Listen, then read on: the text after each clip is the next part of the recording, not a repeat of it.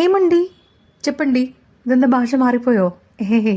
ഹൈദരാബാദിലേക്ക് പോകേണ്ട ഒരു ആവശ്യമുണ്ട്, അപ്പോൾ ഇത് കിടക്കട്ടെ. അതിൻ്റെ കൂടെ തന്നെ ഷാൻ്റെ ഒരു ഫ്രണ്ടിനെ കുറേ കാലങ്ങൾക്ക് ശേഷം കാണുന്നതാണ്. അപ്പോൾ അവർക്ക് കൊടുക്കാൻ വേണ്ടി ചെറിയൊരു ഗിഫ്റ്റ് വാങ്ങിയിട്ടാണ് നമ്മൾ അവിടുന്ന് ഇറങ്ങിയത്. രാജേഷ് ടൂർസ് എന്നൊരു ബസ്സാണ് നമ്മൾ ഓപ്റ്റ് ചെയ്തത്. അപ്പോൾ ലാൽബാഗിൽ നിന്ന് അവരൊരു മിനി ബസ് പിക്ക് ചെയ്ത് വേറൊരു സ്ഥലത്തെത്തിച്ച് അവിടെ നിന്നാണ് നമ്മൾ ബസ് കയറിയത്. ബസ് അടിപൊളിയായിരുന്നു, നല്ല നീറ്റ് ആൻഡ് ക്ലീൻ ആയിരുന്നു. AC സ്ലീപ്പർ ബസ്സായിരുന്നു. പിന്നെ കോംപ്ലിമെൻ്ററി ആയിട്ട് നമുക്കൊരു സ്നാക്സിൻ്റെ കിറ്റും കൂടി കിട്ടി. അതെന്തായാലും ഇവിടെ നിന്ന് ഓപ്പൺ ചെയ്യുന്നില്ല. ബാക്ക്ഗ്രൗണ്ടിൽ ഒരു ഫിലിം ഓടിക്കൊണ്ടിരിക്കുന്നുണ്ടായിരുന്നു, നമ്മളെ ഹാപ്പി ഡേയ്സ്. അപ്പം അതും ആസ്വദിച്ചുകൊണ്ട് നമ്മൾ യാത്ര സ്റ്റാർട്ട് ചെയ്തു. നല്ല കംഫർട്ടായതുകൊണ്ട് തന്നെ നല്ല ഉറക്കം കിട്ടി. രാവിലെ നമ്മൾ ഹോട്ടലിൽ എത്തിക്കഴിഞ്ഞു. ടാഞ്ചറിൻ എന്നാണ് ഹോട്ടലിൻ്റെ പേര്.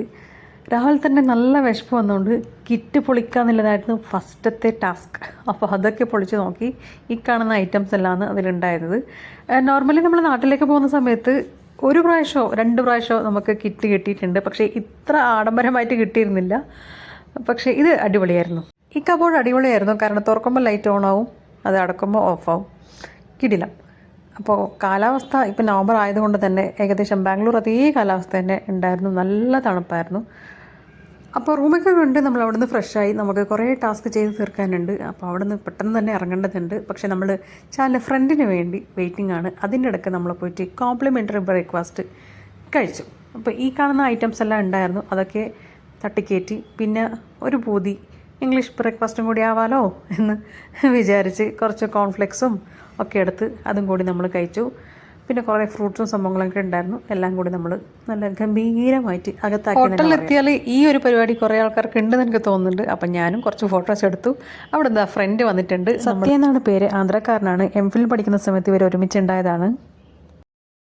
ഈ കാണുന്നത് അവിടുത്തെ ഫേമസ് ആയ ഒരു റെസ്റ്റോറൻ്റാണ് പാരഡൈസ്. അപ്പോൾ അവിടെ പോയി നല്ല ഗംഭീര ഭക്ഷണമൊക്കെ കഴിച്ച് നമ്മൾ തിരിച്ചു വന്നു. തിരിച്ച് നമ്മൾ മടങ്ങി. ഹൈദരാബാദിലെ ഹൈടെക് സിറ്റിയാണ് ഈ കാണുന്നത്.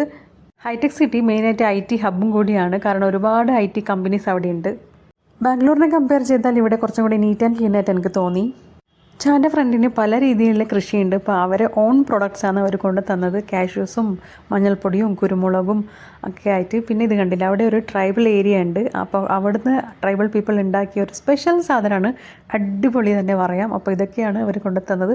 അപ്പോൾ എന്തായാലും ഈ ഒരു യാത്ര അടിപൊളിയായിരുന്നു. അപ്പോൾ എല്ലാവർക്കും വീഡിയോ ഇഷ്ടപ്പെട്ടാൽ do like, share, subscribe. Thank